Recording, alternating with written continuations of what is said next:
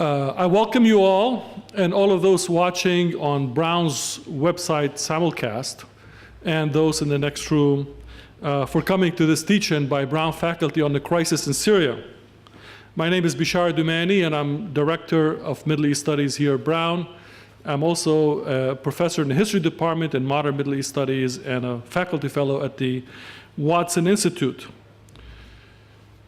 Before we start, may I ask you to stand for just a few moments in silence for the victims of Syria's war and civil conflict and for victims of war all over.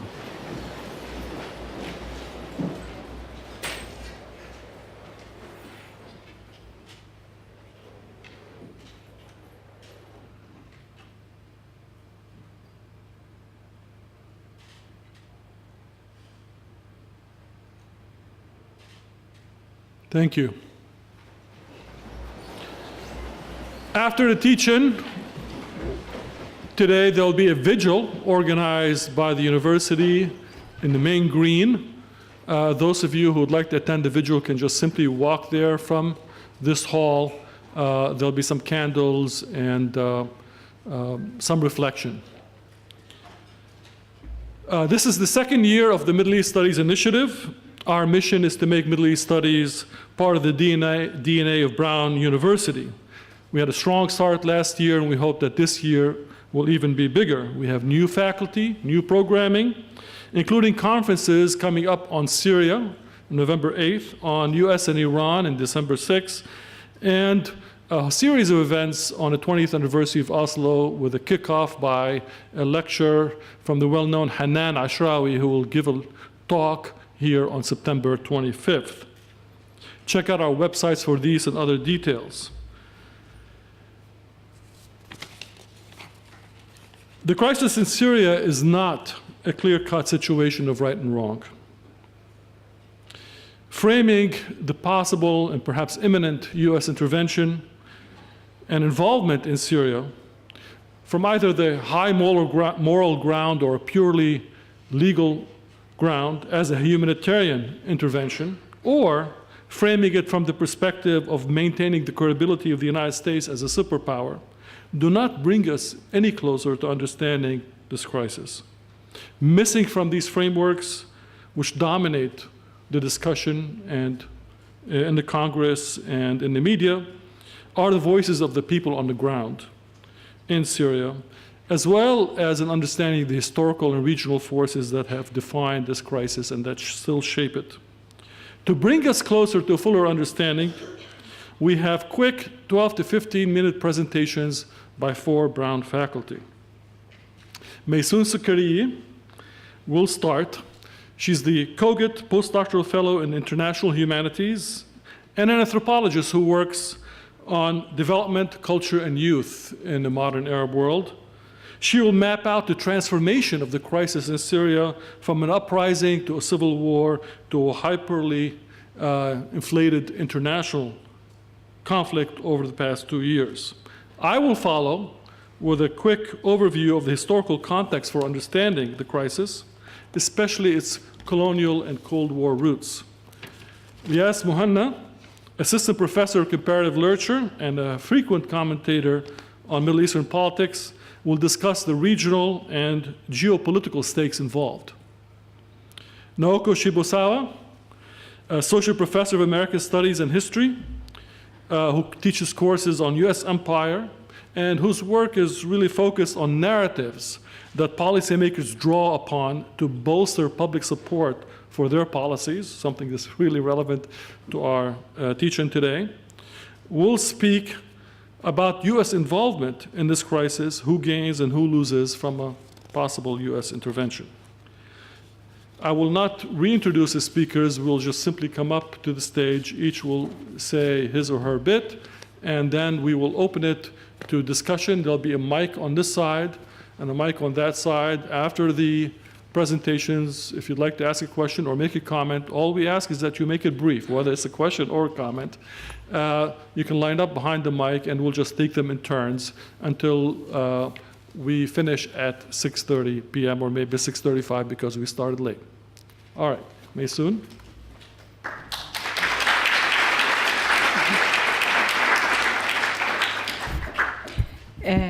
Hi, everybody. As Professor Doumani said, I'm going to give a quick overview and a timeline of what has been going on in Syria in the past 2.5 years. And I think it will be helpful if we think of the conflict as having passed through 4 different periods or stages that kind of layered on top of each other. So it's not like a clear-cut periodization of what is going on. The beginning, the first period, started in Dar'a,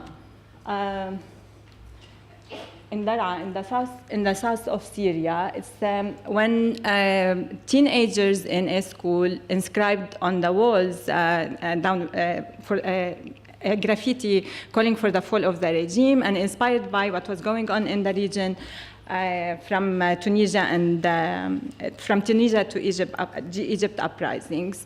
The children were arrested and tortured. The parents took to the streets and demanded the release of their kids, as well as the resignation of the mayor, who happened to be the cousin of Bashar al-Assad.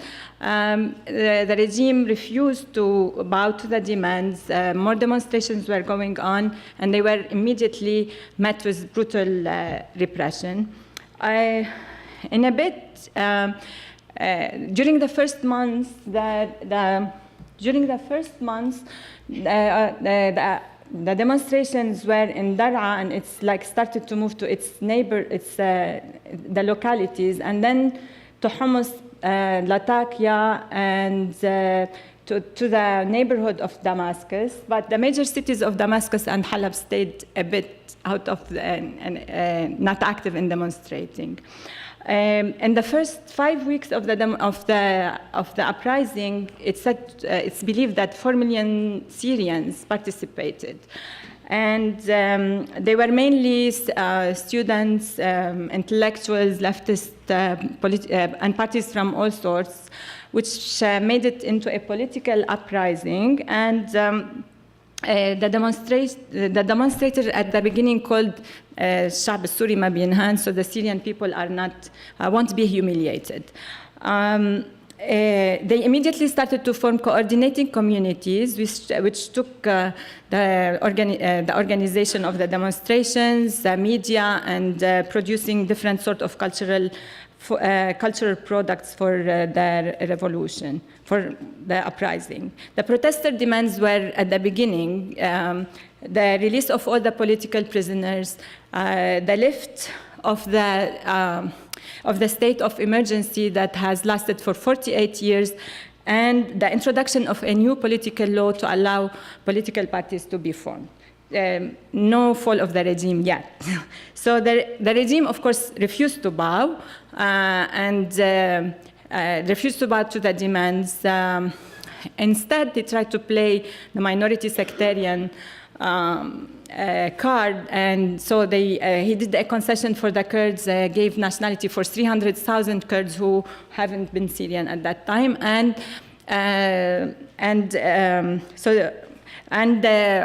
the demonstrations were started to grow in number, and they were met with more and more brutality. The causes of the demonstrations are many. Besides the political repression, you have the economic situation. Since the liberalization of the economy, you get the agricultural area, which is why mostly the uprising started in the internal areas of Syria, where it was totally neglected. Focus was on the tourism and on development in the major cities. The internal cities were totally left with no projects, and on the contrary, there was a huge land grab for development projects, which led the head of the Union of Agriculture of peasants one time to say, is there a plan to eradicate peasants in Syria? So you have also a huge accumulation of wealth in the hand of basically the circle of the regime. Makhlouf, who's the cousin of Bashar al-Assad, is said to run 60% of the economy. 12.3% of the Syrians are believed in 2008 were living under severe poverty, and 40% were living on $2 per day, which means like meeting basic needs.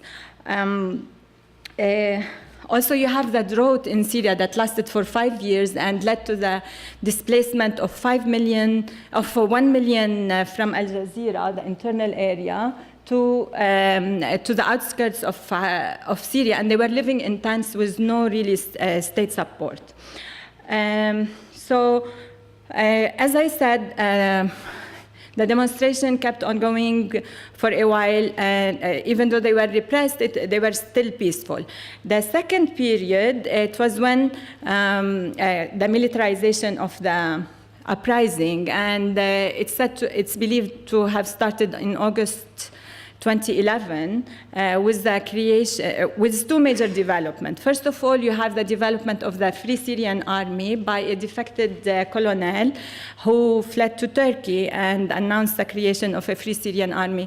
At the beginning, the Free Syrian Army took the responsibility of only protecting the demonstrations, which were still going in even the second period, and they started to do small-scale attacks on the military. The FSA is really a loose organization. It's more of a local units with so many different ideologies. They don't have a vision of Syria after the fall of the regime, which they call for. And they are really lightly armed. Their arm comes from basically the black market, some from the Gulf countries, and from grabbing weapons from the Syrian army. And the second development was the formation of the fundamentalist groups, which in end of December 2011, beginning of January 2012, was the formation of the Nusra, Jabhat al-Nusra, the Nusra Front. Mostly it is Syrian, it's formed by Syrians from the rural areas, plus fighters from outside. It's much more organized than the FSA. They have a central command, and they use violence in all sorts. So it's not only defensive violence as the FSA at that stage. They are more efficient, and they have a vision of Syria after the fall of the regime. They want to establish an Islamic state. They are mainly active in Deir ez-Zor, Raqqa, Qamishli, Halab, and the outskirts of Halab, in the northern part of Syria, and also in the outskirts of Damascus. Okay. There are so many also divisions among the Islamist fundamentalist groups, and there is so many other groups that are not fundamentalist but are Islamist in Syria. But there was an attempt to form an umbrella, which is the Syrian Islamic Front, Jabha al-Islamiyya Suriya, but it fell apart after a few months. Of course, the protracted militarization of the revolution led to the inevitable turning it into a civil war, which is the third period of the uprising.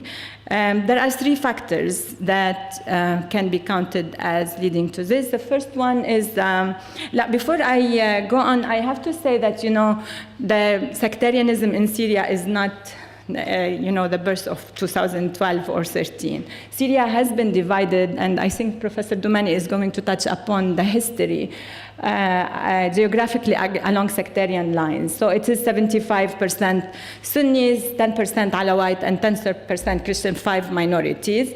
And you can see from here, how it is divided geographically into different sectarian groups. But the turning of the uprising into a civil war The three factors that led to this development are, first of all, the regime tried to play the sectarian card from the beginning of the uprising, from arming the Alawites families and creating also a popular and militia, Alawite militia. And which is heavily armed. And then you have the involvement of Shia fighters from Lebanon and Syria, from Lebanon and Iraq, which at the beginning were giving only supposedly technical support, but they got more involved on killing on the ground. And you have, of course, the rise of the Sunni fundamentalism, which alienated many of the Syrian population and turned them against their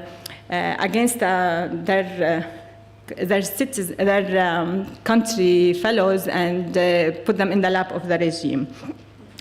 Well, this turning into the civil war has consequences. First, you have the sectarian cleansing.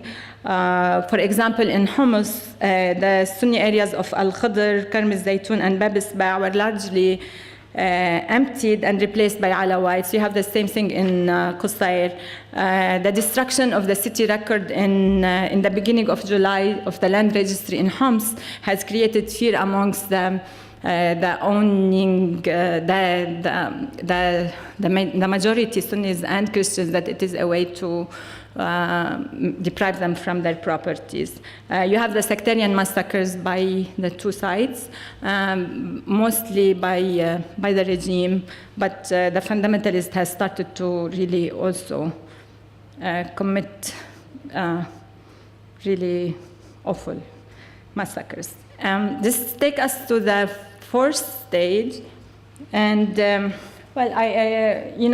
this is a map of how Syria is divided up between the regime and the rebels. And the rebels, there is no one umbrella called the rebels. So I don't want to go to the details, but 60% of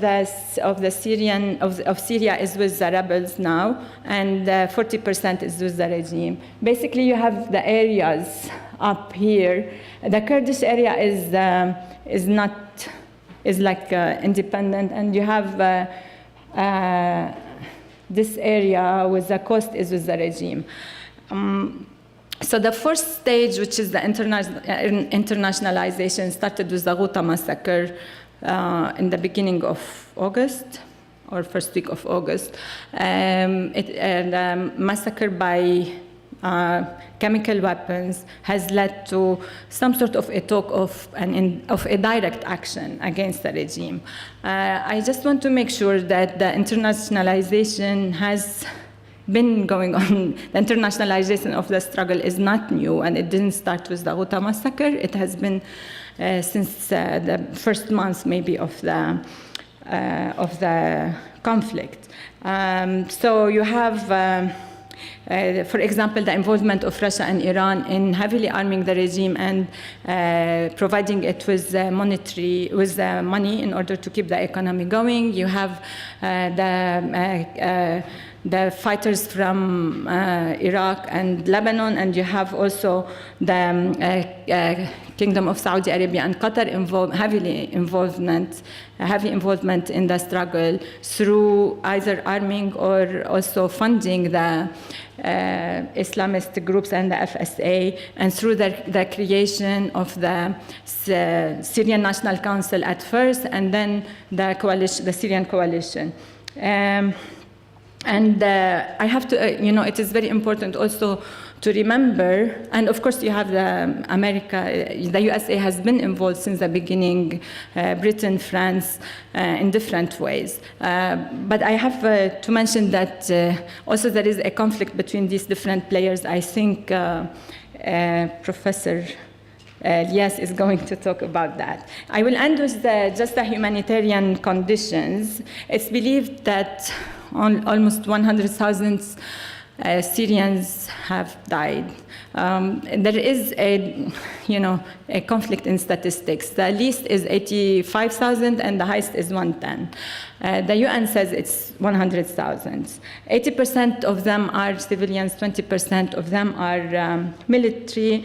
And there is now 240,000 prisoners in the prisons of the regime. 1,200 died under torture, and there are 600 children. 600,000 Syrians have been believed to be in and out of the prison in the past 2 years. There are 7 million refugees. 2 of them are in the neighboring countries, and 5 displaced internally. And it is believed that Syria will take 20 years to reach where it was before the conflict. And I think this is my timeline.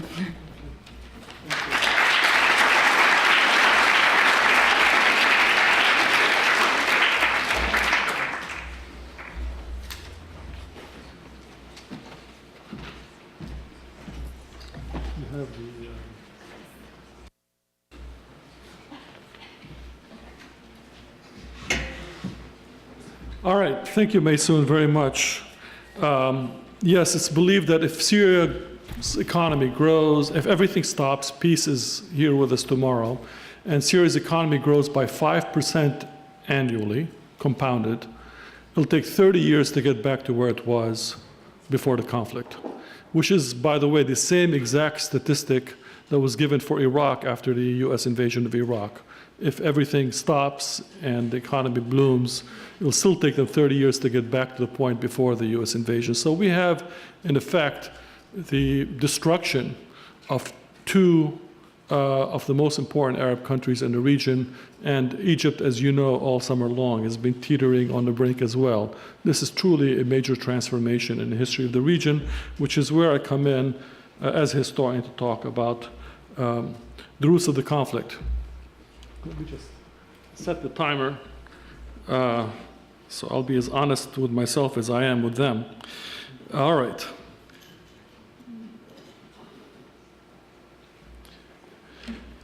I would like to make 3 fairly simple, but I think important points. First of all, this civil war is not the result of, it's not just another flare-up of an ancient sectarian conflict. Sectarian conflict of this sort is decidedly a modern phenomenon in the Middle East and in Syria, and that is phenomena is part and parcel of a larger global phenomena of demographic displacement and territorial partition that is still playing out until today.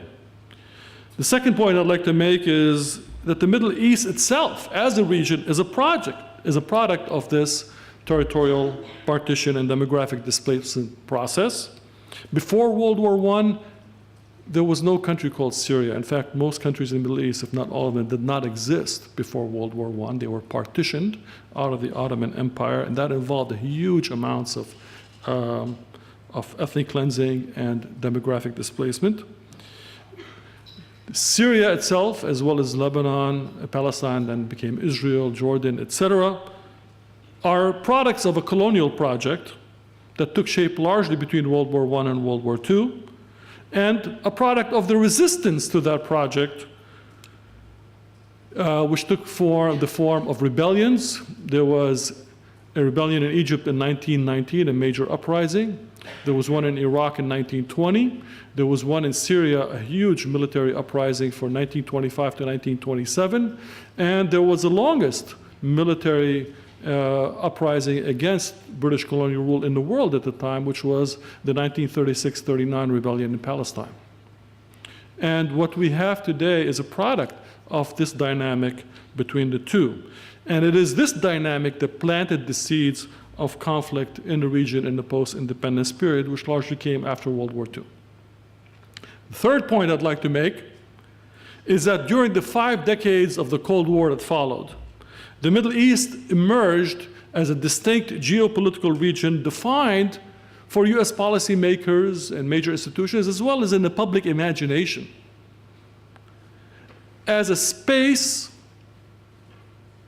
consisting of 2 interrelated parts: oil and its neighbors, and Israel and its neighbors. And this is why Iran and Israel are the touchstone in all public discussions today of the conflict in Syria.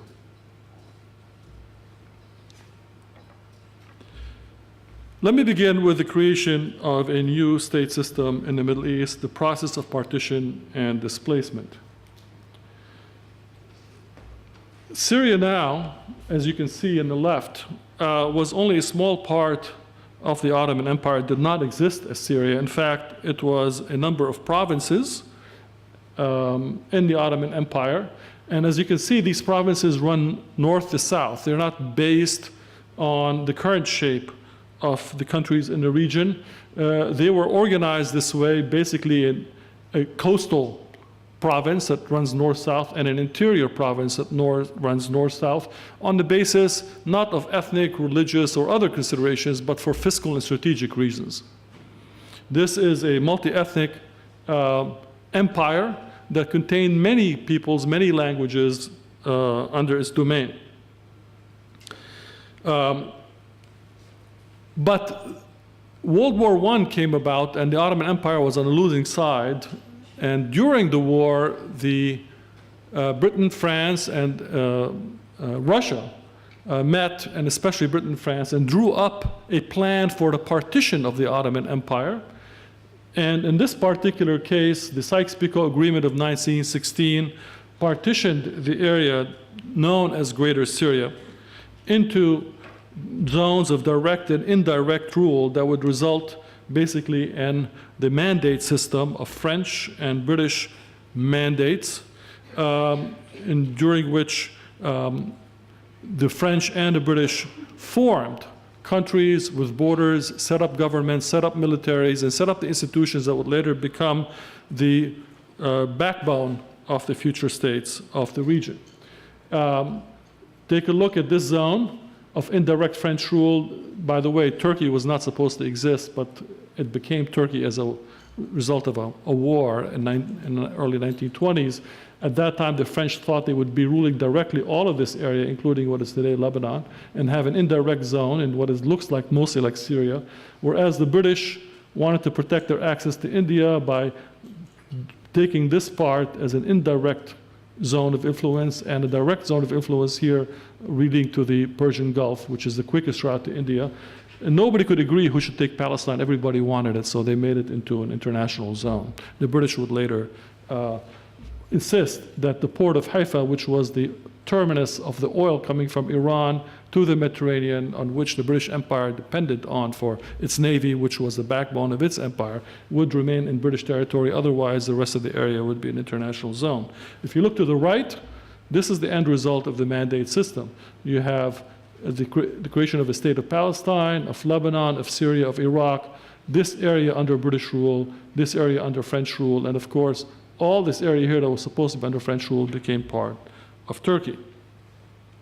This process, which took about 30 years and was punctuated by these revolts, led or planted seeds of several conflicts. One, of course, is that Syria never accepted, or the people in this region never accepted that this should be many different countries. In fact, between 1918 and 1920, Damascus was the capital of the Arab kingdom, which ruled over this entire area.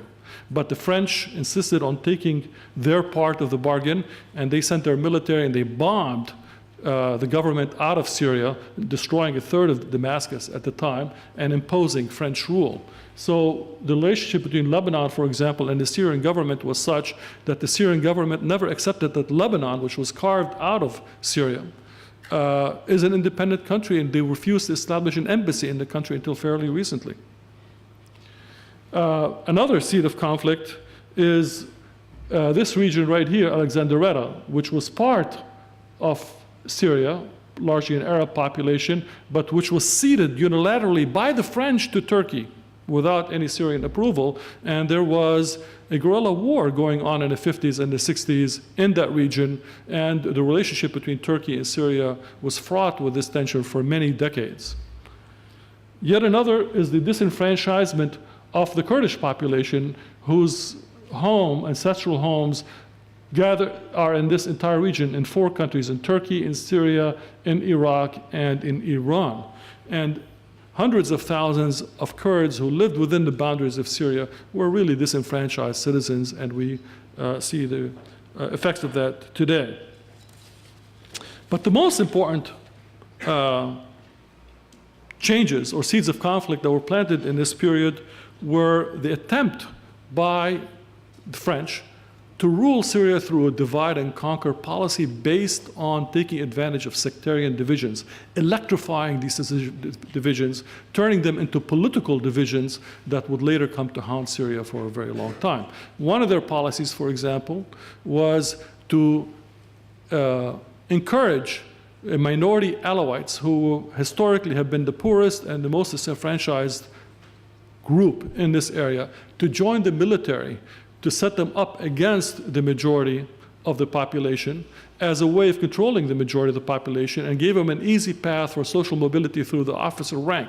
And this is why the major positions in the Syrian military since that period have been dominated by Alawites.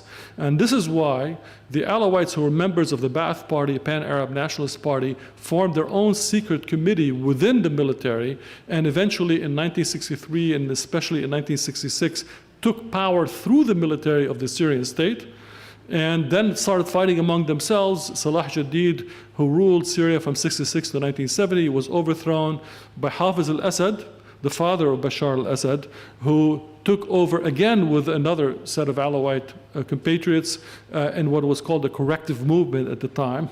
And he ruled Syria until his death in 2000, and then followed by his son, Bashar. And the Alawites have controlled the major levers of violence in the country for a very long time.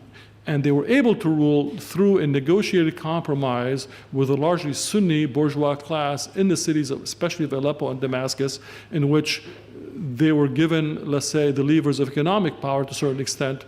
And it's this combination of the two that has provided the bedrock of Syrian politics since the 1970s. And this is why Aleppo and Damascus took a very long time before they felt the effects of the uprising that started in 2011. Now, when it comes to the divide and conquer policy, the French took a look around and they said, oh, look, this region in the yellow is mostly Alawites, really Nusayris. Let's think of them as a Shiite sect for the moment. There's the Druze here, who actually were not in this area very much before the 18th, early 19th century, but moved into this area. There are the Christian populations in the red, and some Ismailis, the Kurds here, and of course the Sunnis in the green. And they said, how can we now rule this area in a way that takes advantage of these differences? So they created several divisions, in fact, several states out of Syria. Not only did they carve Mount Lebanon from here and add to it the entire north, south, and eastern side to create what is called Greater Lebanon and make it into a different country, they also created an Alawite state, a state of Aleppo, a state of Damascus, the Jebel Druze areas. Now, there is no difference between these two, the state of Damascus, state of Aleppo, other than the fact that these two cities have competed for leadership of Syria for a very long time, and they just wanted to separate them. They're both Sunni dominated, but the rest were based on ethnic or religious differences. This was met with a rebellion, and this map that the French drew, if you look at the religious area, it's fairly similar. And if you look at where the areas that the rebels control and the Syrian government controls, it's also fairly similar. So you can see here how this thread is running through the entire history of Syria and affecting what's happening on the ground today. Which brings me to the post-Cold War era. The construction of the Middle East as Israel and its neighbors, and oil and its neighbors. Oil, as you know, is mostly in southern Iran, southern Iraq, eastern Saudi Arabia, this circle here. And this area here is the largest concentration of gas reserves in the world. This is the most precious piece of real estate in the world. Who controls it controls the world. And Iran is right in the middle, hence the obsession with Iran.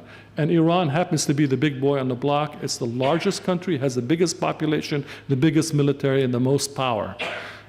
Iran was not a problem until the Iranian Revolution in 1979, which took Iran out of the US orbit.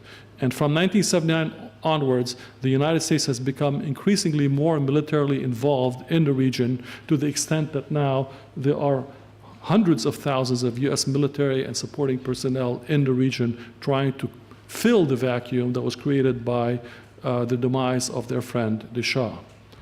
And Israel and its neighbors, of course, and we don't need a lesson on that. What connects the two? This corridor right here, and especially Syria. And the struggle for Syria is the reason why this conflict has become internationalized in such a quick way, and why it's a lose-lose proposition for most countries in the region.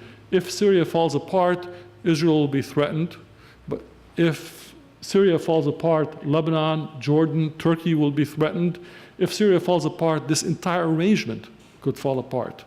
And therefore, the hesitation of the United States government and of Israel in saying, we would like to deal blow to Hafiz al-Assad, but we don't want to change the balance of power. Let them bleed each other to death. That is basically the position that has been taken for the last 2 years in a very callous manner. And now, this entire region is changing because the arrangement that was reached in World War I to create a state system in the Middle East is being threatened by the possible collapse of Syria. If Syria collapses, that entire state structure that was a product of that initial agreement of the Sykes-Picot and further could fall apart. And a new dynamic can take its place, a dynamic that Saudi Arabia and the Gulf is eager to feed, which is to say that the issue in the Middle East is really the split between Sunni and Shiites, because of course Iran happens to be a Shiite country, and that sets up the struggle between an alliance between the United States, Saudi Arabia, the Gulf countries, and Israel against Iran and its allies. And this is an issue that Elias Muhanna will talk about, among others, in terms of internationalization of the conflict, its geopolitics, and its regional differences. Thank you.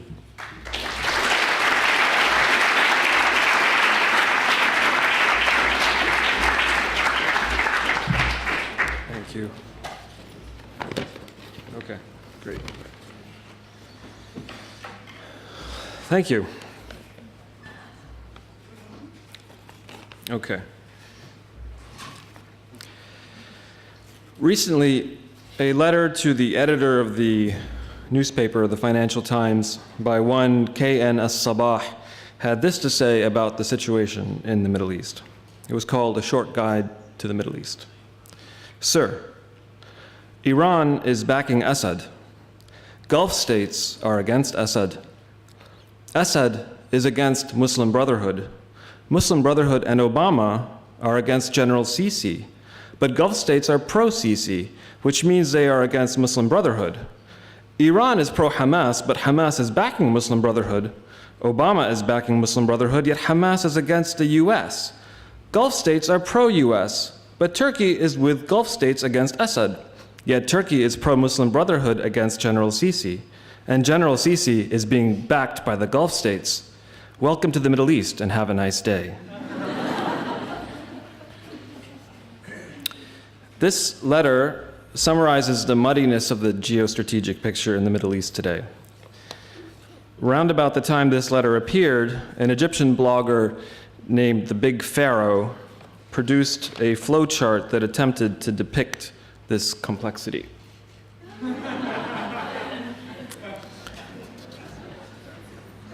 The lines are color-coded. Blue is supports, red is hates, green has no clue. There are only green lines coming from the United States. As you can see, the chart doesn't really help matters. It doesn't make things clearer. But one thing it does, however, one thing it tells us is that what we're seeing in the Middle East today are strategic interests among traditional allies and traditional adversaries diverging and converging in unpredictable ways. So, for example, we see in Egypt that Saudi Arabia and Qatar are backing two different sides of the political conflict there, but are working together in Syria against the Assad regime. Similarly, Turkey is at odds with Saudi Arabia over the Egyptian crisis, but sees eye to eye with it on Syria. When it comes to Syria, in fact, the geopolitical picture becomes clearer, because the conflict there is a military one with a huge humanitarian disaster attached to it. And so most of the actors who are on opposite sides of the conflict in Egypt, in Tunisia, elsewhere in the region, have agreed to put away their differences when it comes to Syria just because of the size of the catastrophe there. And they've fallen into predictable lines and categories that we've grown accustomed to hearing about in the news. So on one side, we have the United States and its allies, its traditional allies in the region, and outside the region, the EU, Israel, Turkey, Saudi Arabia, Qatar, and Egypt, supporting the uprising against the Assad regime. While on the other side, we have Russia, Iran, China, and Hezbollah supporting their longtime ally.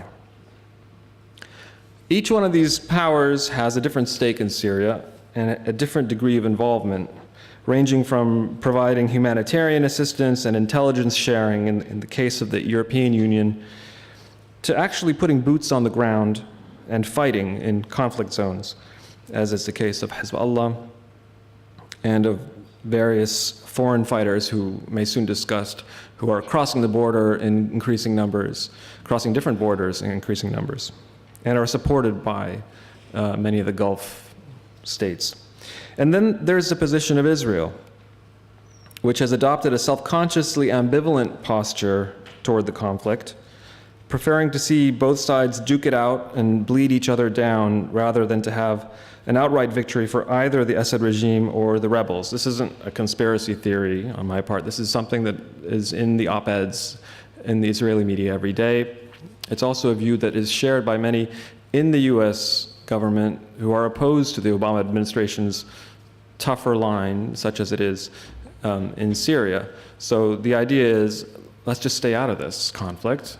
Why would we get involved when two of our opponents, Islamist, fundamentalist groups that are linked to Al-Qaeda on the one hand, and the Assad regime, which is part of this axis, Iran-Syria axis, Hezbollah, are fighting each other and killing each other on a daily basis? Why would we intervene to stop the bloodshed there? So that is a perspective that is held both in Israel and among some politicians in Washington. Now, so what we have is tremendous polarization on the regional level with regard to Syria, but in the situation within the country itself is extremely complicated. If we set aside the sectarian and ethnic dimensions of the conflict and focus only on the political and military aspects, we see that there are reports of up to 1,200 different groups fighting in Syria against the regime. 1,200 groups. That includes large units with tens of thousands of fighters to relatively small battalions that operate fundamentally as local neighborhood vigilantes. You get a sense here of where these groups are functioning. This is a map actually of the major battlefield alliances between the largest units. So you have groups like Ahrar al-Sham, Jabhat al-Nusra, the Islamic State in Iraq and the Levant, the Free Syrian Army. These are the big umbrella organizations that bring together lots of these smaller groups. But if you drill down in any one of these regions, what you find is, in fact, a whole bunch of groups operating together, sometimes coordinating with each other, and sometimes fighting against each other. Sometimes planning operations together against regime forces, and sometimes clashing with each other. And we've heard reports about this in the past few months. Why is the opposition so fractious? Why are there so many groups fighting? This is a big question. But part of the story, and this is why I'm talking about it, part of the story is geopolitical. The sources of funding and weapons in this conflict are significantly more dispersed than in any other Middle Eastern conflict in recent memory. There are states pouring billions of dollars into the conflict, like Saudi Arabia and Qatar and Iran, and sending military personnel and weapons. But then you have independent funding sources, private individuals who are sponsoring militant activity. They're adopting jihadi groups in the way that we adopt whales in the United States. They are sending money to sponsor battalions and brigades on the ground because they want to make a difference either for ideological reasons or for humanitarian reasons. And a lot of the YouTube videos we've seen of rebels attacking Syrian army positions and hoisting banners of this or that brigade or battalion, many of these videos are essentially bids for funding by rebel groups from wealthy, independent individuals in the Gulf who are trying to make a difference on the ground in Syria. This is interesting because when we normally talk about geopolitics, we tend to think of very abstract relations and states, a big chessboard over the region, and we're looking at it from 30,000 feet. Geopolitics in the Syrian case, in this conflict, includes all of that, but also includes regular people, individuals in the Gulf, wealthy people who are having an outsized influence on the situation on the ground because of YouTube and because of Twitter and Facebook and these little ragtag militias that can attract funding and attract members through this global communications podium they have access to.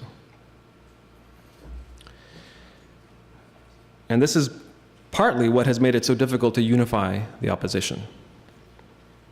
So what does unify these groups, other than an opposition to Bashar al-Assad and the fact that a majority of them are Sunni Islamist in nature? On the ideological spectrum, we have a few groups that are essentially franchises of Al-Qaeda. There are other groups that distance themselves from Al-Qaeda but are calling for the establishment of an Islamic State based on Sharia law. And other groups like the Free Syrian Army are calling for a non-sectarian and democratic Syria.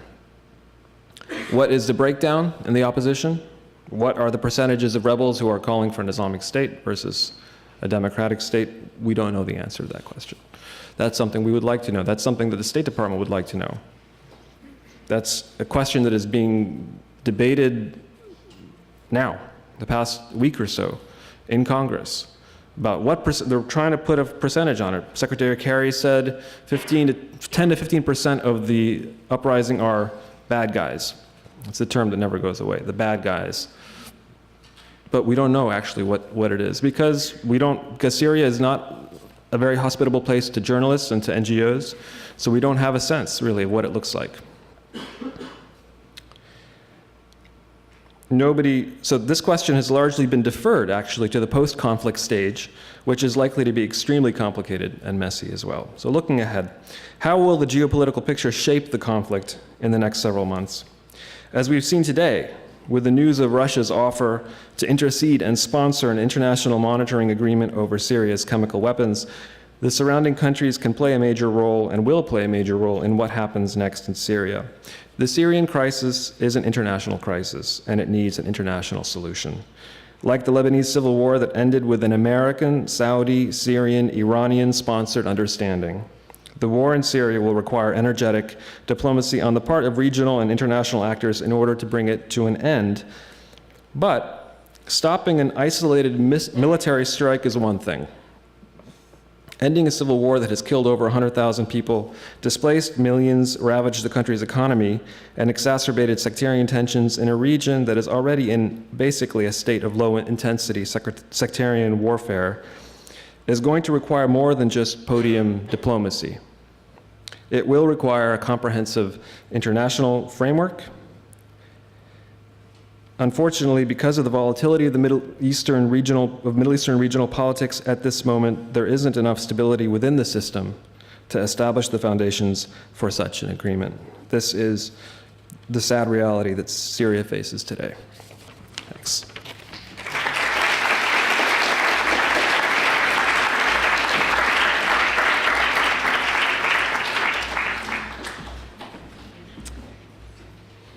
Where's the clicky thing? Is this a clicky thing? Where's the clicky thing now? Press this, or you can press. I can press this one going up and down? This? Yeah, this way is going forward.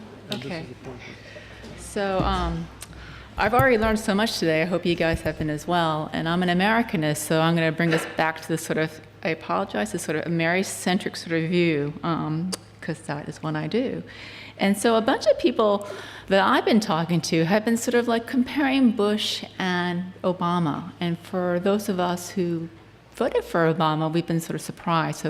So I don't know if you can read the quote. I'm just going to give you a moment to read the quote. It's just to see the sort of similarities in the ways in which Obama is talking about this crisis with the way in which Bush was talking about the ramp up to war in Iraq, right?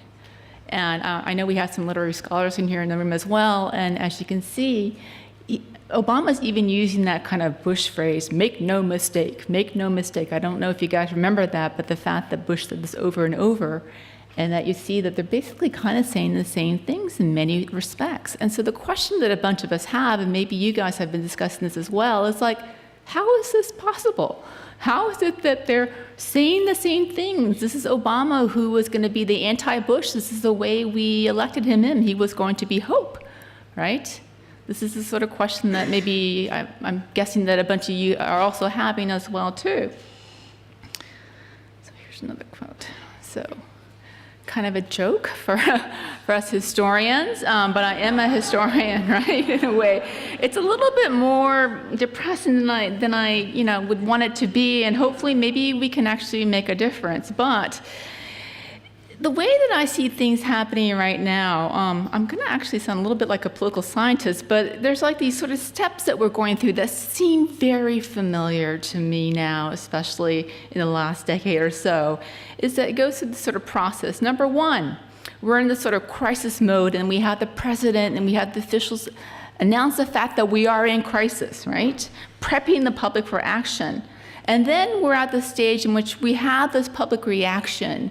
We've been having, these teach-ins. The Pope, it's international as well. The Pope had a vigil this weekend, or was it earlier this weekend, or what have you, to sort of talk about what's happening to try to prevent the United States from engaging in further war. And then what has happened in the past is that the foreign policy decision is made and that hostilities will commence.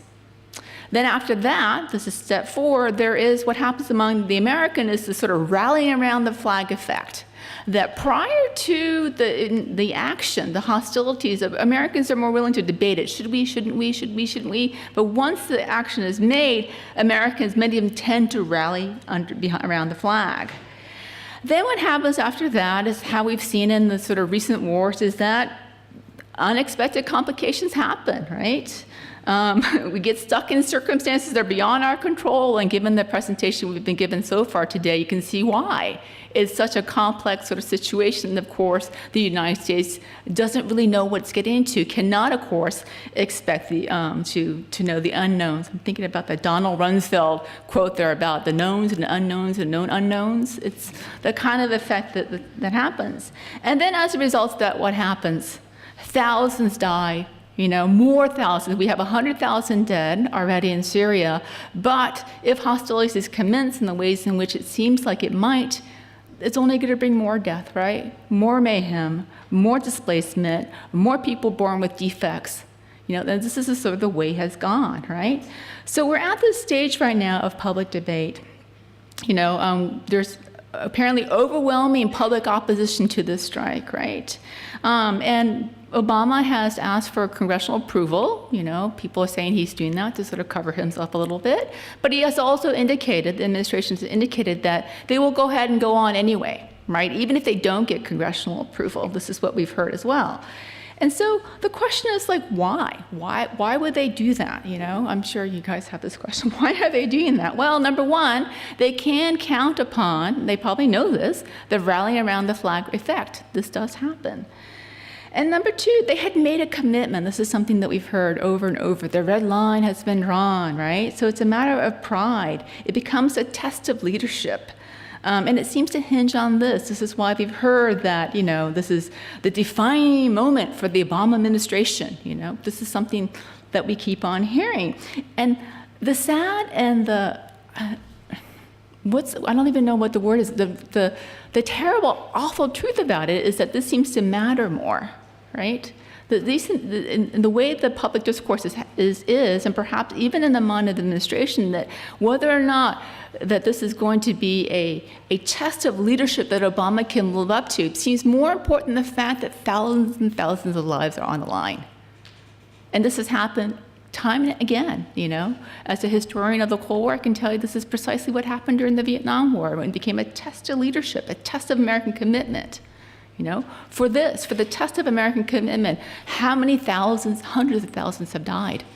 This is a reality, which is really sad. silent. I don't even know what to say. So anyways, it could be to some degree about saving face rather than clear political goals. So some of the clear goals was outlined to you by my colleagues, but it is not necessarily separated from the fact that there is these sort of like notions of needing to look like a strong political leader that is playing into this, right? And yet, as historian Andrew Bacevich says, being strong does not translate into political objectives being quickly achieved, right, politically or economically. This is something that we must definitely think about. And then the other thing that we have to think about is like bombs for a humanitarian crisis. I'm sure everyone's thought of this already. This is a humanitarian crisis that we're going to bomb more. This is going to make it better somehow. Is somewhat of a ridiculous notion, but being seriously considered by our government. And then let's also think about the accusation of the chemical weapons use, right? So many commenters in the United States and abroad have pointed out, who are Americans to actually, act on this, in other words? We have a history ourselves of using chemical weapons or not punishing other governments that have used chemical weapons. And so I've just put some things up in here. I'm not going to read them out loud for you. You can kind of take a look, right? It was introduced in World War I. A couple things I can point out. The Japanese Imperial Army, Unit 731, was used during World War II, but the U.S. military did not punish the Japanese for doing this because some historians say we're using their research. So these weapons are being used because they are effective, right? Napalm, right? Used throughout. It was invented at Harvard in 1944, I think, 44, and used throughout, right? Used again in Korea and in Vietnam, as we know. And then there is Agent Orange that was used, right, against in Vietnam that has affected many, many veterans to today. Keep on going, right? The more recent news that we found out that the CIA knew that Saddam Hussein was going to use chemical weapons attacks against Iranians during that conflict, and in fact, kind of led him to show him where he might, knowing fully well that he was going to use chemical weapons, basically let him know where the Iranians were. And then, of course, there's also the depleted uranium, right, that are being used. They burn on contact. They're seen as very effective weapons because of their ability to sort of shatter, penetrating sort of abilities, and yet then they kind of disperse into the air, and then it could be absorbed through the lungs and through the skin, and it can also, mix with rain and go to other places as well too. And that has been the cause of half the babies born in Fallujah we hear are born with birth defects because of this, right? Where else do we have to go? It keeps on going, right? And white phosphorus was used, of course, in Fallujah as well, and also used by Israel in Operation Cast Lead. So these are the things that we should know. So the idea is that we can't have the Syrians have these chemical weapons because they won't use them responsibly. Yet the fact of the matter is the United States has not used it responsibly ourselves. And in fact, the United States have not only not used it responsibly, they used it so that their own citizens, their soldiers on the ground, have suffered for this. It's the cause of the Gulf War syndrome, and people are finding out about what's happening again in this war as well too. So the U.S. has looked away at other events, right? Most recently, the slaughter of Egypt of Morsi. So people are asking, why Syria? Why now? Maybe we're getting more answers now from what our colleagues have told us, right? But the question, to ask still from the American point of view is who benefits on the U.S. side? Who benefits, right? In addition to political careers, people talk about Kerry looking strong. There's Hillary Clinton, whether it's going to affect her presidential bid or what have you. Besides that, there happens to be deeply embedded and intertwined material interests, and this, of course, is the military-industrial complex, right? Which just about everyone's heard of, I'm sure. It's called the military-industrial complex, and then it was really supposed to be the military-industrial political complex, And so that's why the congressional's in there, and there's media as well, too. Another iteration is the military, industrial, congressional, media, academic complex, because we're in there as well, too. If you notice, schools are in there as well, too. Not think only where napalm was created, but also the sort of intellectual rationale for war comes also from our schools as well, to think about that. So then you have Obama in that Rose Garden speech that he made say this: ultimately, this is not about who occupies this office at any given time. It's about who we are as a country.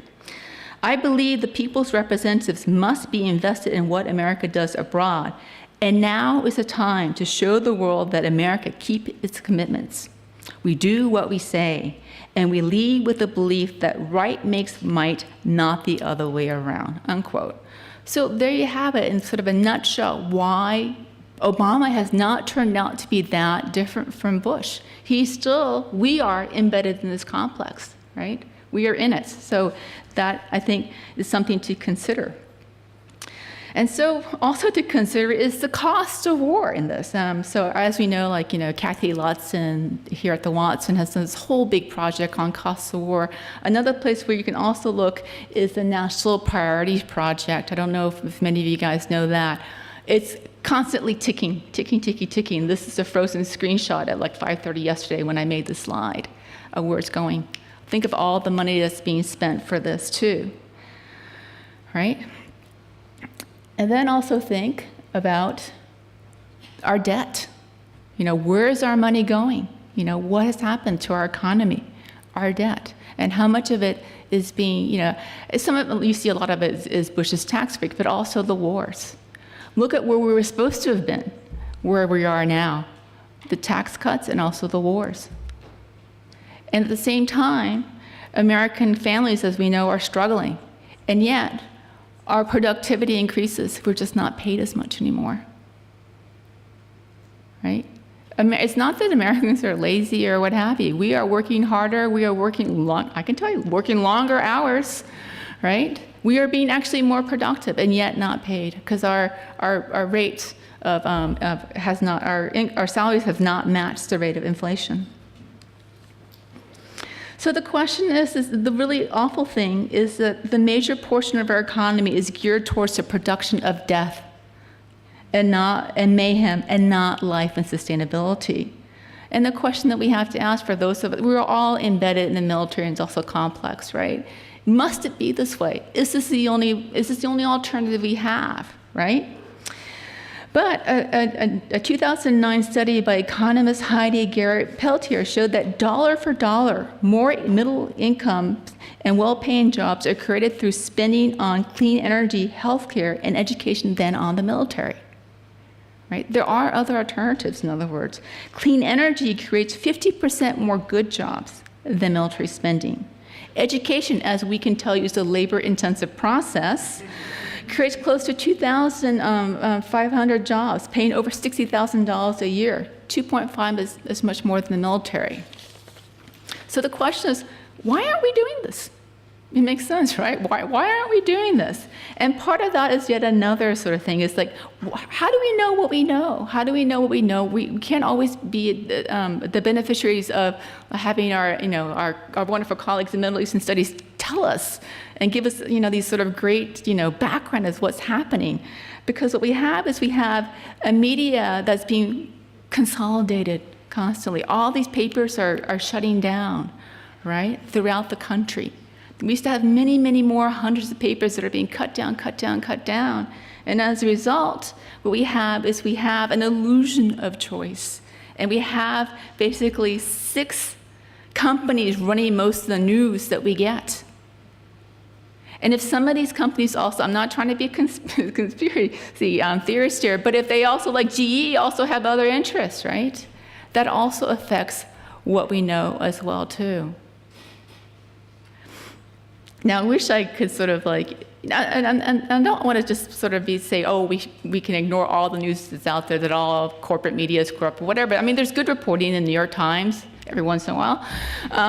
There's also good reporting in the Wall Street Journal, right? Adam Entros did something on the former Saudi ambassador, how he's cooperating with the CIA right now and aiding Syrian rebels, what have you. So we get good news coming out, but we also have to think about, be more critical about the sources of news that we're getting, going beyond the sort of the sound bites that we get.